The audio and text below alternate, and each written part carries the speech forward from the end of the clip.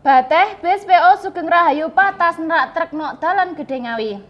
Akibatnya sopir truk ngalami catu, sauntara kuwi jalur Ngawi Solo yo sempet macet.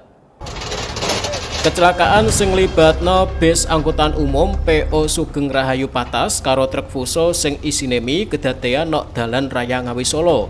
Pase mlebu Desa Planglor, Kecamatan Kedunggalar Ngawi. Bagian ngarep tengen truk ajur sakwise tabrakan karo bis Sugeng Rahayu sing tujuan Bandung Surabaya. Sopir truk kuwi sempat kecepet kabin sing ajur saurunge dislametno karo warga.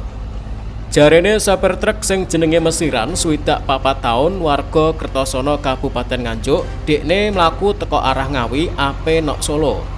Pas wis teko nek lokasi kedadean, teko arah sing beda mlaku banter bis Sugeng Rahayu sing disopiri karo Ari Setyo 37 taun warga Cicalengka Bandung Jawa Barat sing nyalipi pirang-pirang motor nok ngarepe.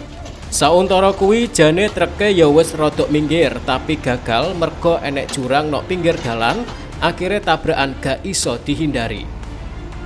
Akibat kejadian kuwi arus lalu lintas sempat macet pas proses evakuasi. Kasus kecelakaan iki saiki ditangani karo unit Gakum Satlantas Polres Ngawi.